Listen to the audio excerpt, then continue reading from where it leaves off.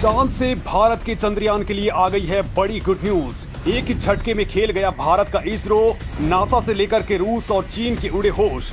चांद पर आखिर ऐसा क्या खोज रहा इसरो कि अगले 24 घंटे इसरो वैज्ञानिक मचाएंगे तूफान। दोस्तों, देश के करोड़ों लोगों को जिस पल का इंतजार था वो घड़ी अब धीरे धीरे करीब आ चुकी है और इसी के साथ इसरो के वैज्ञानिकों ने एक ऐसी खबर सुनाई है कि आप भी बाग बाग हुए बगैर नहीं रहेंगे। दोस्तों, अब केवल 7 दिन यानी कि 23 अगस्त को चंद्रमा की सतह पर भारत का चंद्रयान लैंड कर सकता है और इसी बीच चांद को लेकर के कुछ ऐसा खुलासा हुआ है कि सभी के होश उड़ रहे हैं, क्योंकि दोस्तों भारत का इसरो असल में जो कोई नहीं कर पाया वो खेल करने जा रहा है। लिहाजा यान को लेकर के अब इसरो के वैज्ञानिक धुआंधार मिशन में जुट चुके हैं। दोस्तों, अगले 24 घंटे बहुत ज्यादा इंपॉर्टेंट रहने वाले हैं और इसको लेकर के इसरो ने कुछ ऐसी प्लानिंग की है कि हर एजेंसी हैरान परेशान है।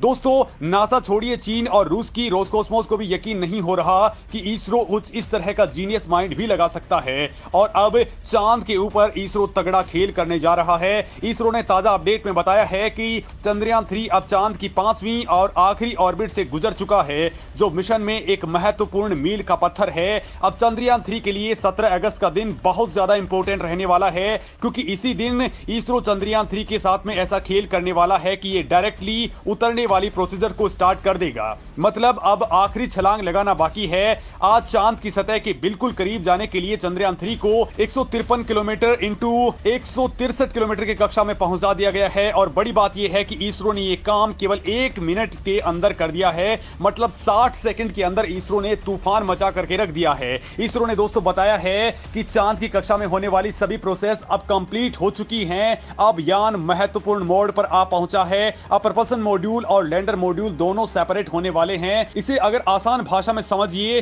तो चंद्रयान 3 के भीतर बैठा हुआ हीरो अब आगे का सफर तय करने वाला है। इस लैंडर का नाम विक्रम है और इसके अंदर बैठा हुआ है प्रज्ञान रोवर, जो चांद की सतह पर लैंडर के उतरने के बाद में बाहर निकलेगा और तफरी वहां पर करने वाला है। दोस्तों, ये न्यूज सुनने के बाद में अब देश में दुआओं और प्रार्थनाओं का दौर भी स्टार्ट हो चुका है। इसरो के वैज्ञानिकों की मेहनत और जिंदा दिली के लिए आप भी कुछ कहना चाहते हैं तो दोस्तों कमेंट करके जरूर बताइए कि हमारे इसरो के वैज्ञानिकों को अब क्या कुछ करना चाहिए और उनकी सैल्यूट के लिए आप क्या सोचते हैं। दोस्तों, अगले कुछ घंटे बाद में यानी कि 17 अगस्त को ही प्रपल्सन मॉड्यूल से लैंडर अलग हो जाएगा। ये 24 घंटे बहुत ज्यादा इंपॉर्टेंट होने वाले हैं, क्योंकि इसी दौरान ये दोनों मॉड्यूल चंद्रमा के चारों तरफ 100 किलोमीटर गुणा 100 किलोमीटर की गोलाकार ऑर्बिट में होंगे और इसी दौरान दोस्तों बहुत बड़ा काम होने वाला है, क्योंकि यहां पर सिग्नल्स का बड़ा संकट पैदा हो सकता है। साथ ही यहां पर बहुत बड़े यान पहले से ही मौजूद हैं जिनसे टक्कर का भी डर है, लेकिन इसरो बिल्कुल निश्चिंत है, क्योंकि इस बार दोस्तों भारत ने इसके अंदर एआई का ऐसा तड़का लगाया है कि सारे के सारे काम ऑटोनोमस मोड पर हैं। और दोस्तों इसके बाद में 18 अगस्त की दोपहर 3:45 बजे से 4 बजे के बीच में लैंडर मॉड्यूल की डी ऑर्बिटिंग होगी, यानी कि इसकी कक्षा की ऊंचाई को और कम कर दिया जाएगा। और दोस्तों इसके बाद में तो 20 अगस्त को चंद्रयान 3 के लैंडर मॉड्यूल की रात 2:45 बजे डी ऑर्बिटिंग होगी, यानी इसकी और जो ऊंचाई है उसको कम कर दिया जाएगा। और उसके बाद में 23 अगस्त को लैंडर चंद्रमा के दक्षिण ध्रुव के पास में लैंड करेगा। सब कुछ सही रहा तो 5:45 बजे के करीब लैंडर चांद की सतह पर उतरना स्टार्ट कर देगा। दोस्तों, इसरो के बेंगलुरु में मौजूद telemetry tracking and command network यानी IS ट्रैक के मिशन ऑपरेशन कॉम्प्लेक्स में लगातार भारत के वैज्ञानिक दिन और रात कर रहे हैं और चंद्रयान की सेहत पर लगातार निगरानी कर रहे हैं। दोस्तों, भारत का चंद्रयान 3 चांद को चूमने के बेहद करीब पहुंच चुका है। 1 हफ्ते बाद भारत का चंद्रयान अब उसके ऊपर मौजूद रहेगा, यानी आखिरी छलांग ही लगाना बाकी है और इस वक्त उसकी रफ्तार है 1900 किलोमीटर प्रति घंटे की और ये मात्र 153 किलोमीटर की दूरी पर ही मौजूद है और वहीं पर ही इसरो ने अब तूफान मचाने की ठान ली है। जी हां दोस्तों, अब भारत और रूस के दोनों ही स्पेसक्राफ्ट दुनिया की नजरों में आ चुके हैं। दोनों का मिशन वहां पर लैंड करने का है। दोस्तों, वैज्ञानिकों की माने तो अब दोनों ही यान बर्फ यानी कि अंतरिक्ष के सोने के ऊपर हाथ मारने वाले हैं और उसका खनन पीने के पानी के लिए किया जा सकता है। साथ ही यहां पर सांस लेने के लिए जरूरी ऑक्सीजन और रॉकेट फ्यूल के लिए हाइड्रोजन में इसको डिवाइड किया जा सकता है।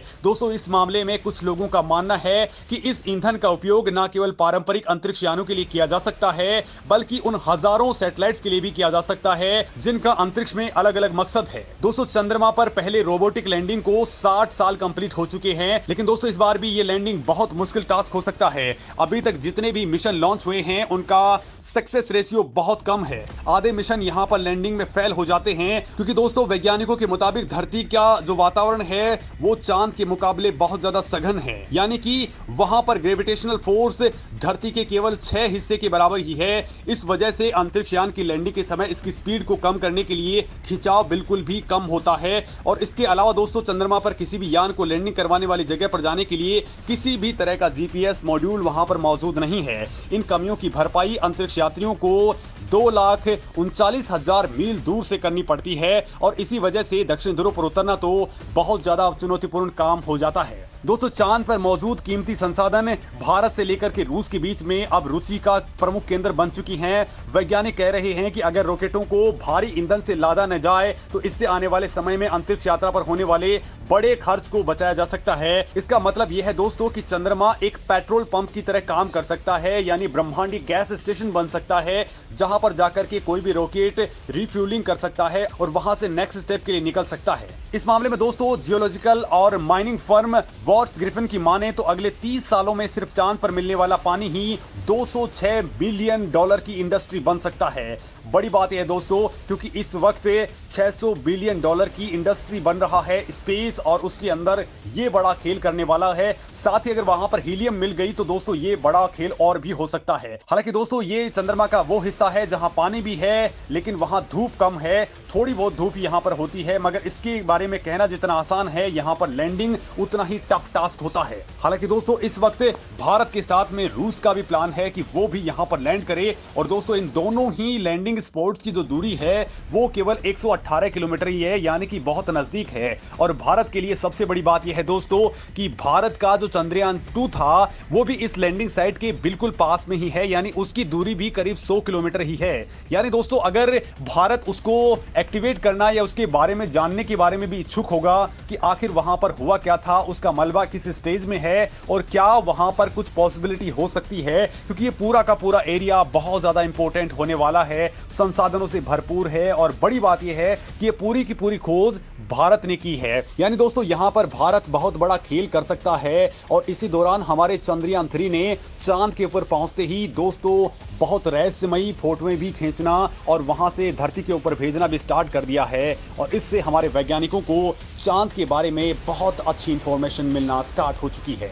दोस्तों इस मामले में आपका क्या कहना है, कमेंट करके जरूर बताएं। साथ ही हमारे इसरो के वैज्ञानिक जो इतनी मेहनत कर रहे हैं उनके बारे में आप क्या सोचते हैं वो कमेंट करना तो बिल्कुल भी नहीं भूलें। नमस्कार दोस्तों।